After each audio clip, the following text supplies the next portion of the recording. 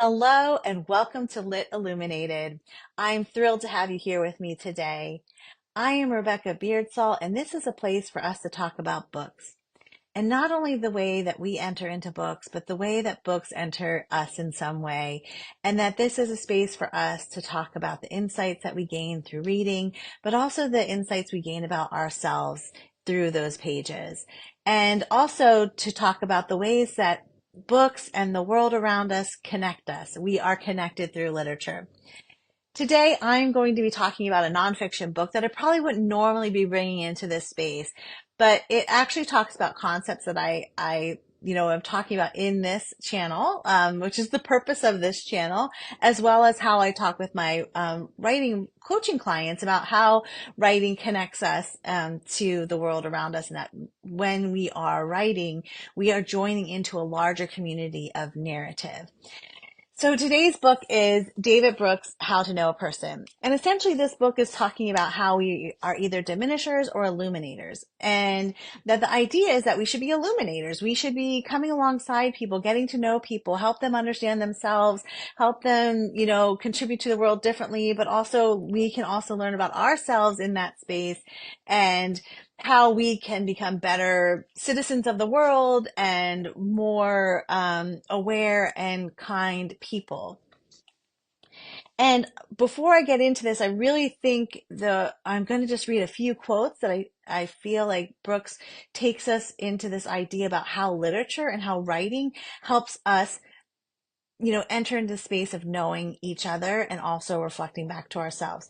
But the first quote I want to go with, I think just kind of sets up the whole idea. So I'm just going to read it. So people don't see the world with their eyes, they see it with their entire life. And I think this is important to remember when we come into a book, we're not just looking at it with our eyes, we are coming into it with our whole selves. Everything we believe, the way we were raised, if we were raised in religion or not, and if you believe like I do, that you're coming into this space with all your ancestor and your history behind you. We enter as our full selves, not just even who we are in the immediate space, but our full selves, the things that we're working through, the things that we don't like that much. We're all coming into this space, into the reading space like that. And so this is where books can reflect back to you, those things that you're thinking about, things that you have been subconsciously, viewing or thinking about, and you didn't realize that. It can bring that to light. These are the insights that you get, the patterns that you're starting to see. And I think this is also why we're often drawn to different genres and a way that we enter into the world of literature and where we're pulled in a direction. And I think it's also why it's good to branch out occasionally and read different things. This week, I listened to an audiobook. It was more a gothic novel, which is not normally my genre. And it was actually quite fun. I loved it. I think it's good to kind of break out of your normal space and your normal genre in that way. And to think about how entering as your full self into that space and how that alters your reading. And I think that's an important thing as a writer to think about too, is that every reader that comes to your book is coming to it with their full selves, their whole life. And so that's why sometimes they might resonate with what you're writing, and what you're talking about. And other times they might not. And that's okay because we all come at it differently. But I think the big thing like in this is that, um, it's important to remember that that is how we enter into the spaces around us. It is as our full self and our whole self. And so you might know of somebody just as in a workplace or as an acquaintance, but really it's everything comes in with their full life, all the good and the bad, what they're working through, what they've worked through, traumas, everything is part of that. And part of the idea here that Brooks is talking about to be illuminator is really to, in some way, also have empathy. And so there's this whole chapter on the art of empathy.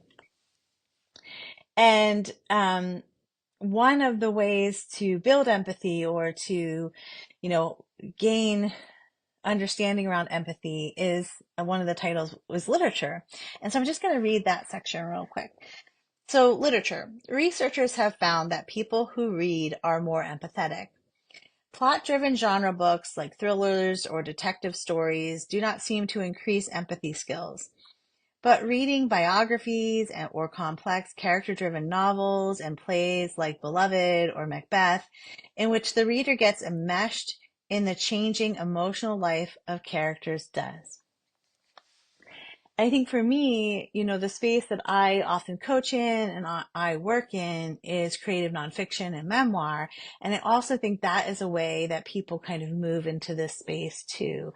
When you're hearing someone else's story or you're writing your own story to understand how you are entering into the world, to understand yourself a little bit more, is another way to build up those skills. There's a section here too where he talks about sharing grief. And I've taught some workshops on memoirs around grief. It's something that I also address in my memoirs as someone who's lost her brother. And I think that's another interesting way that we, in some capacity, whether it's now or in the future, we'll all have to deal with grief at some point. And whether that's the loss of a loved one, a loss of a job, a loss of a home, whatever that could be, we all process grief. And to walk alongside someone in that space, to read about someone walking through that space, whether it is in fiction or nonfiction, is another way for us to understand others as well as ourselves. So in this one, this quote, he says, "It's by sharing our grief with others and thinking together about what they mean that we learn to overcome fear and know each other at the deepest level."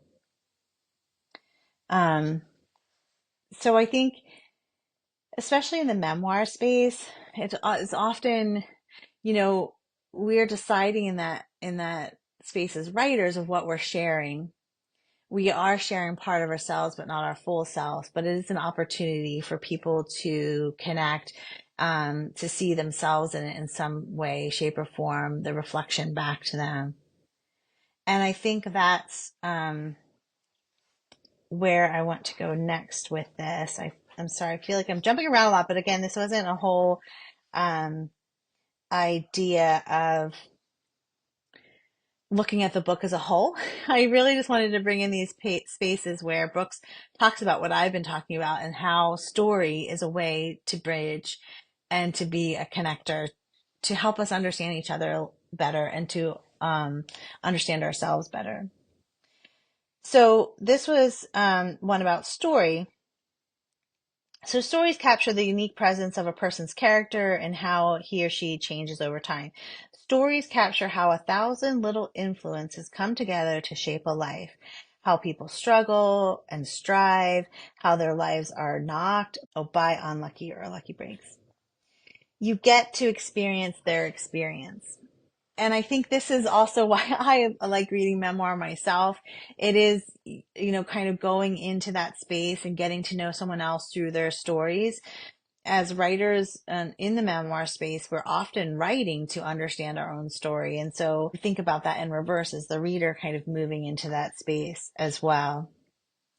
And the last section I want to talk about is the connected piece. So oftentimes, even as a memoir writer, you feel like you're just writing your story. You're on your own. You're in your own space. It is you and the paper. It is you and the blank screen, and you are just writing.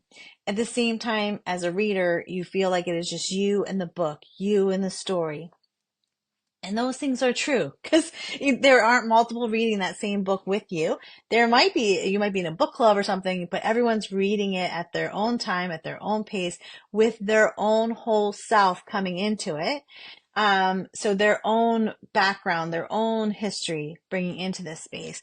But also, as the writer, you are adding in all the people that lives that you've touched or that have touched you, and that's coming in as you're sitting and writing. You might feel like you're by yourself there with the computer or with the paper, but really you're bringing your full self into there, and it is all connected. And so this is where I'm going to read this quote, and I think this is a novelist quote. Oh yeah, so it's Robert Penn Warren. It's a quote that Brooks put in here. You live through time, that little piece of time that is yours. But that piece of time is not only your life, it is the summing up of all the other lives that are simultaneously with yours. What you are is an expression of history. And I just love that so much. This is this idea that it's way bigger than those moments of you just sitting and reading a book. It's way bigger than those moments of you writing your story.